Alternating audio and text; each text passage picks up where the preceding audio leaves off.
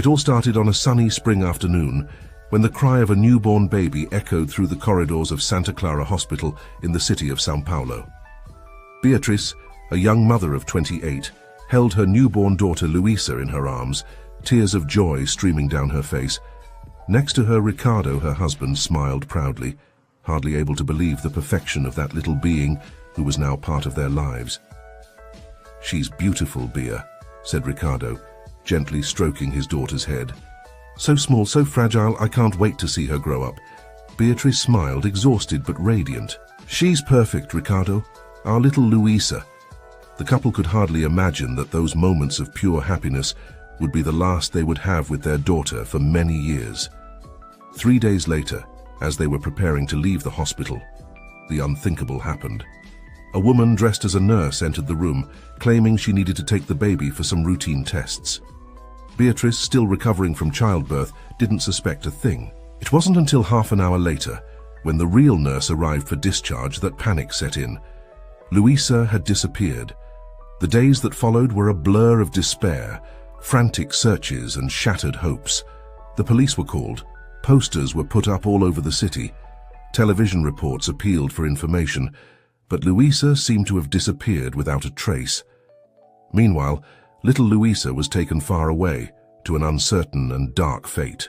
The woman who kidnapped her, driven by an obsessive desire to have a child, soon realized that she wouldn't be able to look after the baby properly. In an act of desperation and remorse, she abandoned Luisa in front of an orphanage on the outskirts of the city, leaving only a small gold necklace with a heart-shaped pendant next to the baby. Years passed, and Luisa grew up on the streets of São Paulo. The orphanage, overburdened and underfunded, was unable to keep her for long. By the age of 6, she was wandering the streets, surviving on petty theft and the occasional charity from strangers. The necklace, her only connection to an unknown past, became her most precious possession. Luisa learned the hard lessons of life on the streets early on. Her eyes, once bright and innocent, took on a premature hardness. Her small, thin body bore scars, both physical and emotional, from a life of deprivation and constant danger. But despite everything, a flame of hope continued to burn in her heart. Every night before falling asleep in whatever corner she could call a temporary shelter, Luisa would hold the necklace against her chest and whisper a prayer. "Please take me home. Wherever it is, please take me home."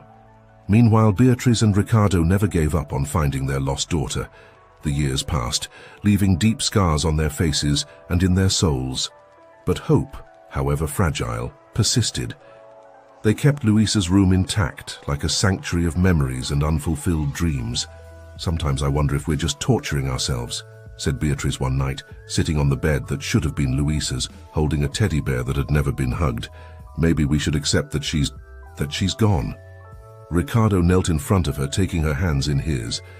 "No, Bea, we can't give up. She's out there somewhere. And one day we'll find her, I promise." It was on an autumn afternoon, almost 12 years after Luisa's disappearance, that fate finally intervened. Beatriz was at the mall, doing some routine shopping, when her eyes caught a glimpse of something familiar. A ragged little girl, no more than 12 years old, was walking furtively among the people, her watchful eyes looking for an opportunity to steal something to eat. But it wasn't the girl's appearance that caught Beatriz's attention. It was the necklace. A small gold necklace with a heart-shaped pendant, identical to the one she had put around the neck of her newborn daughter so many years ago. Beatriz's heart raced. Her hands began to shake. Could it be? After all these years? She slowly approached the girl, fearing that she might run away at any moment. "Hello," Beatriz said softly, her voice trembling with emotion. "That's a very beautiful necklace you have." Luisa, taken by surprise, instinctively grabbed the necklace. Her eyes, suspicious and frightened, examined Beatriz. "It's mine," she said defensively. "It's always been mine." Beatriz felt tears welling up in her eyes. "I know, darling, I know it's yours." Do you remember where you got it?" Luisa hesitated, confused by the kindness in the woman's voice. "No, not really. I've always had it. It's the only thing I have." At that moment, Beatriz knew. With a certainty that came from the depths of her being, she knew she was standing in front of her lost daughter. "Luisa," she whispered, her voice barely audible. The girl took a step back, alarmed. "How do you know my name?"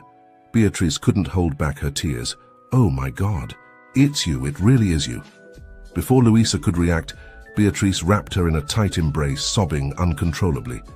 Luisa, confused and frightened, remained rigid in the stranger's arms. "Please," said Luisa, her voice trembling. "You're scaring me. Who are you?"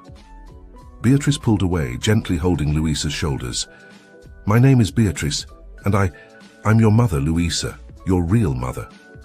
Luisa's world seemed to spin. Mother? She had a mother? How was that possible?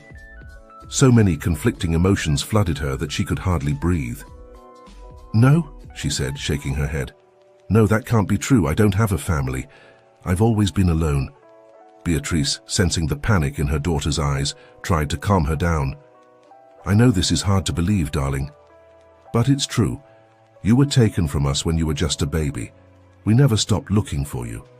Luisa looked around frantically, searching for an escape route. It was all too much. It had to be some kind of trick, some kind of trap. No one had ever cared about her before. Why should it be any different now? I have to go," she stammered, taking a step back. Beatrice, fearful of losing her daughter again, acted on instinct. She picked up her phone and quickly dialed a number. "Ricardo," she said when the call was answered, her voice shaking with emotion. "Come to the mall now. I've found her. I found our Luisa." While they waited for Ricardo to arrive, Beatrice tried to calm Luisa down, telling her about her birth, about the necklace, about how she had disappeared. Luisa listened with a mixture of disbelief and a deep longing that she barely understood. When Ricardo arrived, breathless and wide-eyed with hope, the scene that followed was one of pure emotion. He looked at Luisa, immediately recognizing the features of Beatrice and himself in the girl's face. "My child," he whispered, falling to his knees in front of her. "We've finally found you." Luisa, overwhelmed by everything, began to cry. Years of loneliness, fear and despair came to the surface in an explosion of emotions. Beatrice and Ricardo embraced her, forming a circle of love around her, silently promising never to let her go again. In the days that followed, Luisa's life changed completely. She was taken to Beatrice and Ricardo's home, a spacious and comfortable house in the suburbs of São Paulo. The room that had been prepared for her so many years ago finally welcomed its occupant. But the transition wasn't easy. Luisa, used to the harshness of the streets, found it difficult to adapt to her new reality. She would wake up in the middle of the night, frightened, believing that everything was just a dream. Sometimes the comfort of her bed was too much, and she would curl up on the floor, seeking the familiarity of the life she knew. Beatrice and Ricardo, for their part, had to learn to be parents to a traumatized preteen. They hired therapists, doctors and tutors to help Luisa recover physically and emotionally. Every little bit of progress was celebrated, every setback met with patience and love. "I don't know if I can do this," Luisa confessed one night, hugging her knees to her chest. "What if I'm not good enough to be your daughter?" Beatrice sat next to her on the bed, slipping an arm around her shoulders. "Oh, my love, you're already perfect just the way you are. We love you unconditionally. There's nothing you can do to change that." Ricardo joined them, taking a seat on the other side of Luisa. "Your mother is right, Princess. We've waited for you for so long. Now that we've found you, nothing else matters but having you with us." Slowly, day by day, Luisa began to open up. She learned to trust her parents, to accept their love and care. She started going to school, making friends, experiencing the simple joys of childhood that had been denied her for so long. But it wasn't all flowers. The family faced legal challenges to make custody of Luisa official. The case of her kidnapping was reopened, bringing up painful memories and attracting media attention. Luisa found herself at the center of a storm she barely understood. "Why does everyone want to know about me?" she asked one day, hiding behind the curtains as reporters crowded outside the house. Ricardo sighed, pulling her into a hug. "Because your story is extraordinary, my love. You're a survivor, a warrior. People are inspired by you."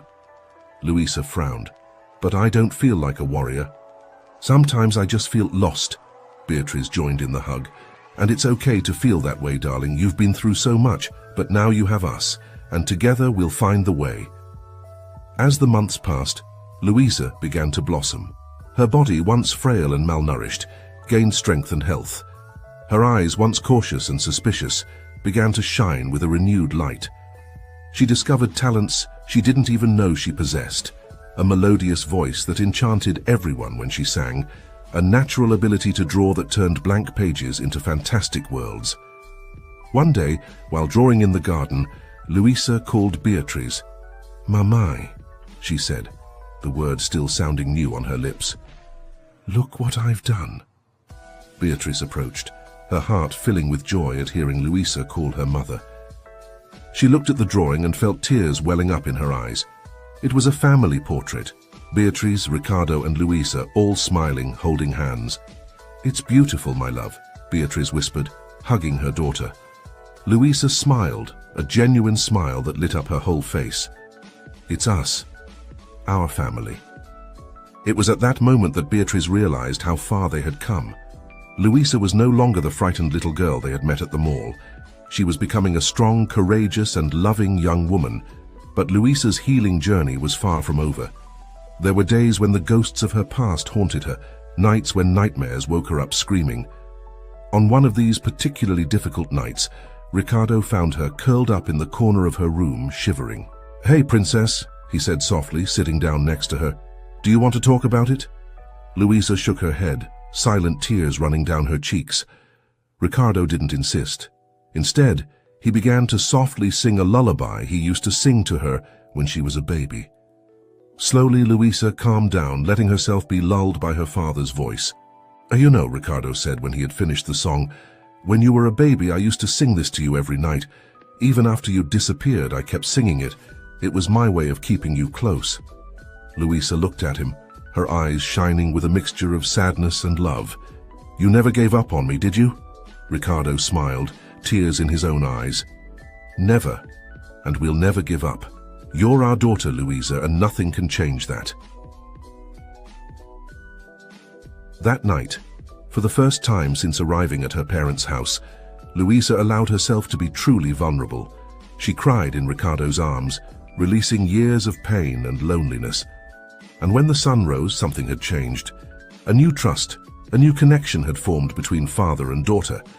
Months turned into years, and Louisa continued to grow and change. She entered adolescence with the unwavering support of her parents, facing the typical challenges of this stage of life with a maturity beyond her years.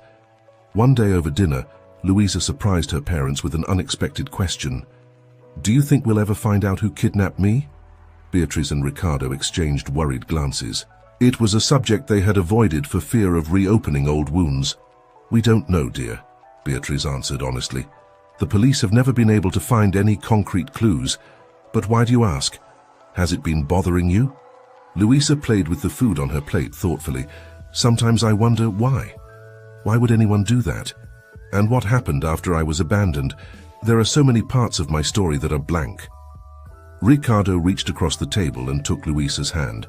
"We understand your curiosity, Princess, and if one day we get the chance to find out those answers, we'll support you. But I want you to know that these blank spots don't define who you are. Your story began long before that day in the hospital and will continue far beyond it." Louisa smiled, squeezing her father's hand. "I know, it's just, sometimes I feel like I have two lives, the one before you found me and the one now." Beatrice stood up and walked over to Louisa, hugging her from behind. "And both lives are part of who you are, my love. The brave girl who survived on the streets and the incredible young woman you are becoming. We love every part of you." That conversation opened doors to many others. Louisa began to share more about her experiences on the streets, the painful memories, but also the moments of kindness and hope she had experienced.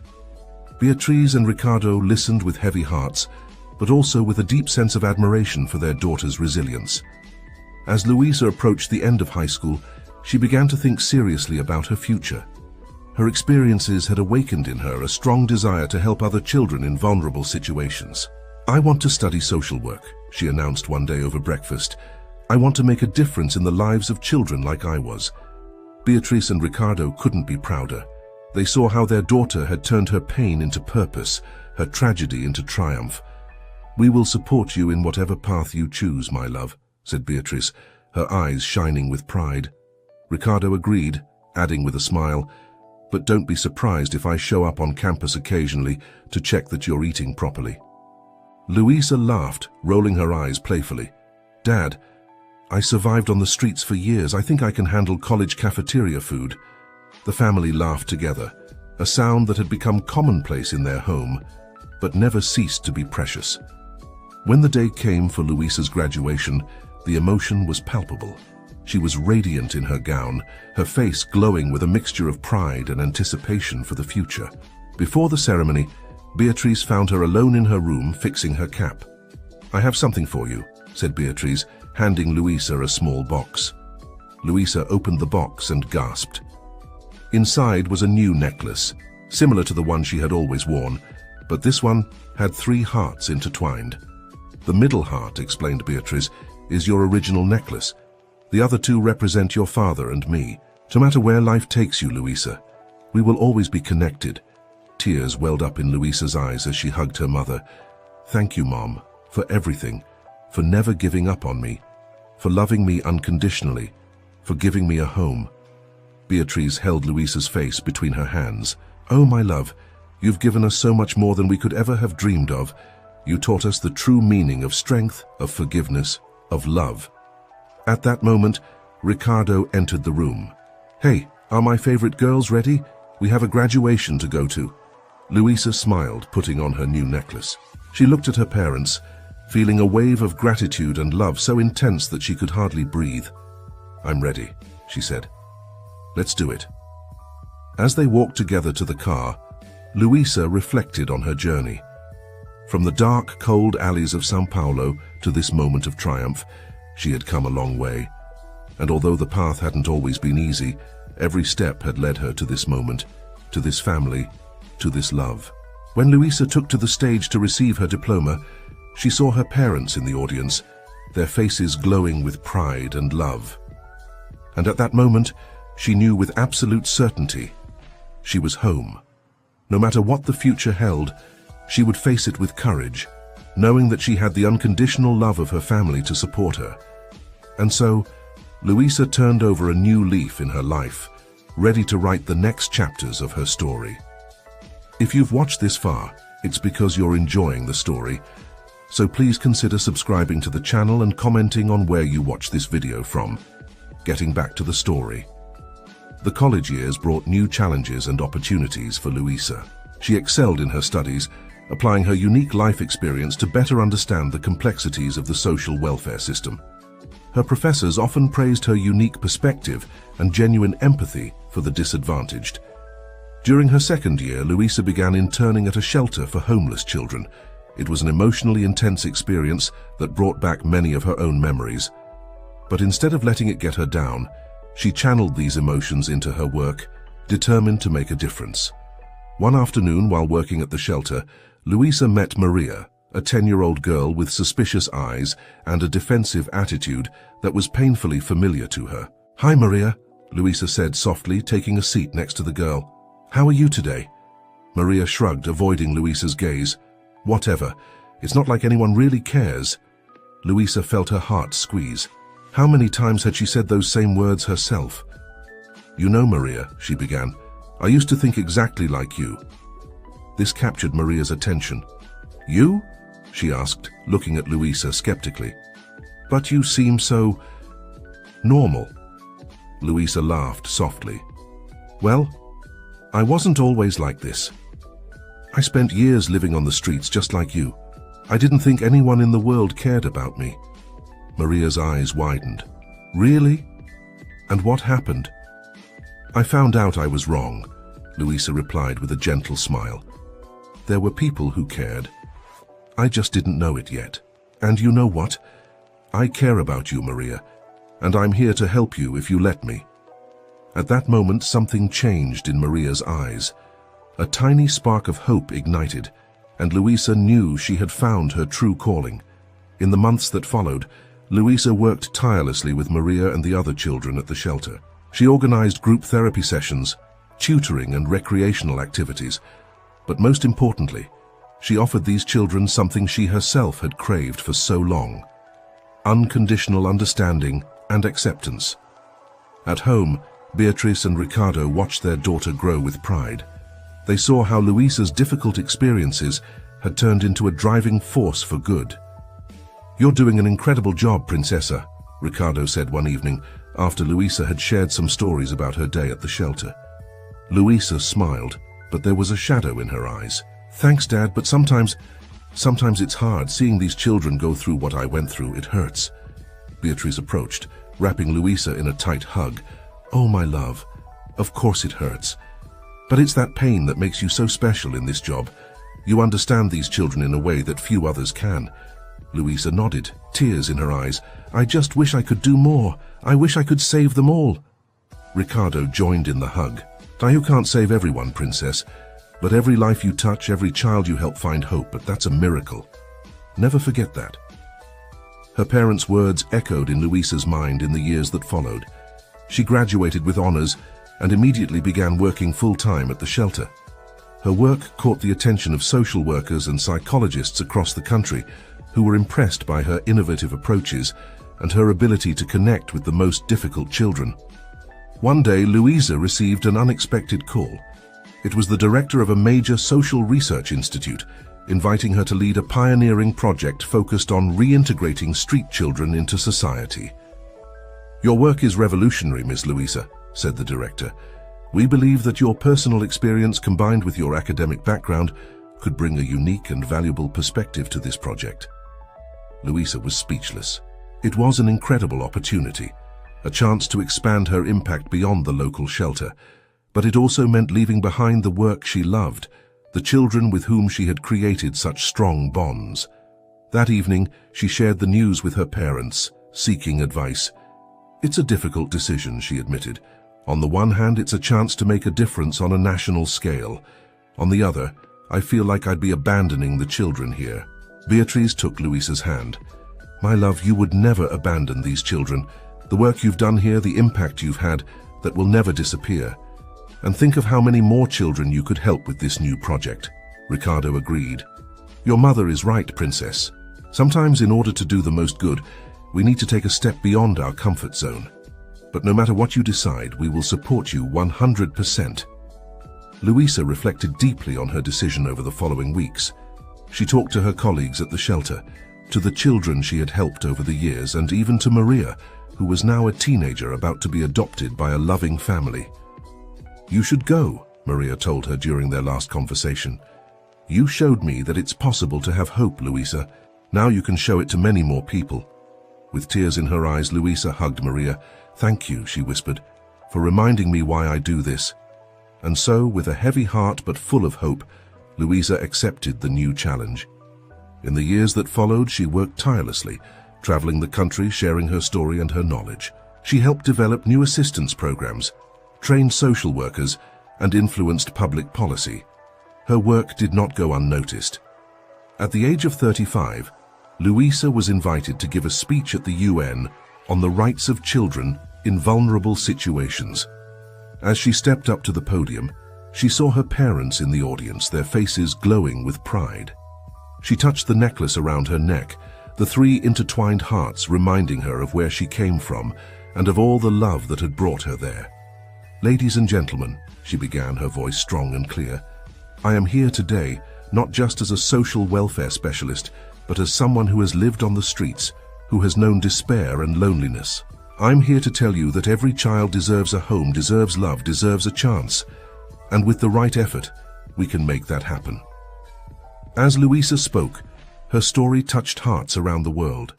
She spoke about her own journey, about the children she had helped over the years, about the importance of never giving up hope.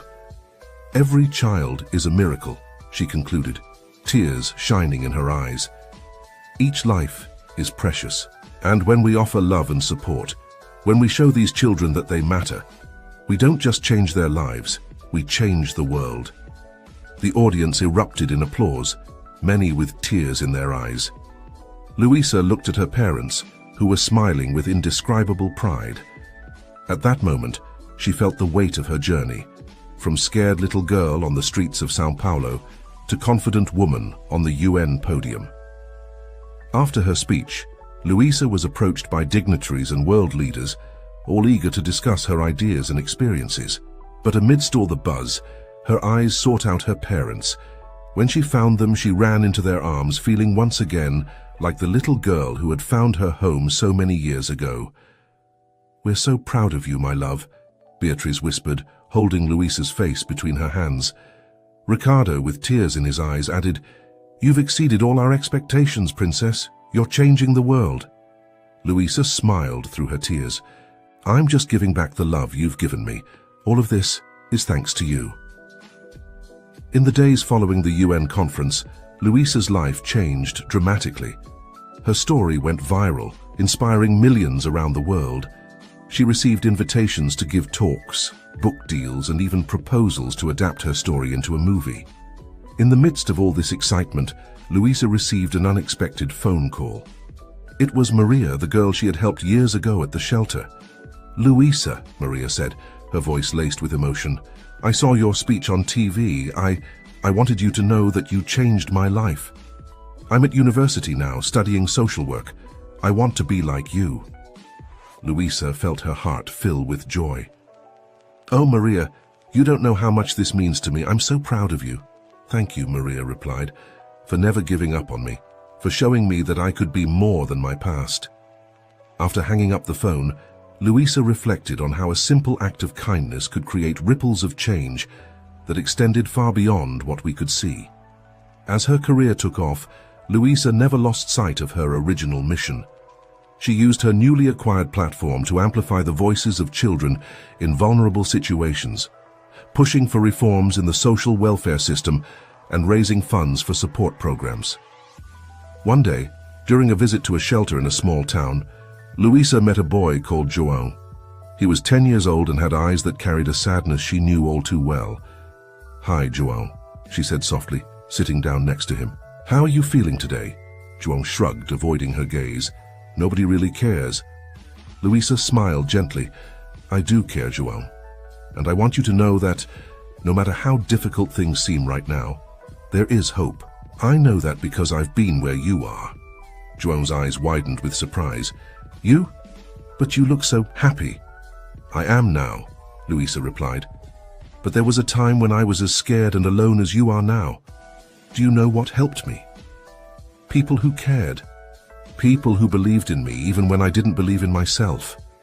John looked at her with a mixture of curiosity and caution. What if no one believes in me?" Luisa put her hand on his shoulder. "I believe you, João. And I promise I'll do everything I can to help you find people who believe in you too."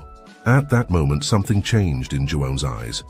A small spark of hope ignited, just as it had with Luisa so many years ago. In the months that followed, Luisa worked tirelessly to improve João's situation and that of other children like him. She used her influence to push for changes in local policies, raised funds to improve conditions at the shelter, and implemented mentoring programs to help the children build a better future. A year later, Luisa received an email that made her cry with joy. It was from João. He had been adopted by a loving family and was adapting well to his new life. "Thank you for believing in me," he wrote. "You changed my life." Reading those words, Luisa felt a wave of gratitude for everyone who had believed in her throughout her journey. Her parents, the social workers who helped her, the people who saw beyond her past and saw her potential. That evening, Luisa called her parents. "Mom, Dad," she said, her voice full of emotion. "I just wanted to say thank you for everything, for finding me, for never giving up on me, for loving me unconditionally." "Oh dear," Beatrice replied, her voice breaking. "We're the ones to thank. You taught us the true meaning of love, perseverance, and hope." Ricardo added, "You're our hero, Princess. Not just ours, but for so many children around the world." Luisa smiled through her tears. "I love you so much. Everything I am, everything I've achieved, is thanks to you." As she hung up the phone, Luisa looked at the photo on her desk, her with her parents on the day of her graduation. Next to it was a new photo of her with João and his adoptive family, all smiling brightly. At that moment, Louisa understood that her story wasn't just about personal overcoming. It was about the transformative power of love, family, and hope. It was about how one life touched by love could, in turn, touch countless other lives. She picked up a pen and began to write. Perhaps it was time to share her story with the world in a new way. A book, she thought, not just about her journey, but about all the children she had met along the way. A book to inspire hope, to show that no matter how dark the night may seem, the dawn always comes. And so Louisa began to write the next chapter of her life, knowing that each word would be a tribute to everyone who believed in her, and a promise to all the children who still needed to believe in themselves. As the words flowed, Louisa felt a deep sense of purpose. Her life, with all its pains and joys, had a greater meaning. She had become a beacon of hope for those who were still lost in the darkness. Months passed and Louisa's book was finally ready. Entitled Intertwined Hearts, A Journey of Loss, Love and Redemption, the book quickly became an international bestseller. Her words have touched hearts around the world, inspiring changes in social welfare policies and motivating thousands of people to become foster parents or volunteer in shelters. At the book launch, Louisa looked out at the gathered crowd. There were her parents, of course, their faces beaming with pride. But there were also faces she hadn't expected to see. Maria, now a young social worker, João with his foster family, and dozens of other children and young people whose lives she had touched over the years. With tears in her eyes, Louisa began her speech. When I was a little girl on the streets of São Paulo, I used to look up at the stars and wonder if anyone out there cared about me. Today, I look at all of you and see a whole universe of love and compassion. My story is not just mine, it's ours. It's the story of every child who has ever felt lost, of every parent who has never given up looking, of every person who has reached out to help someone in need. She paused, her voice laced with emotion. This book is a promise to every child out there who is still waiting to be found.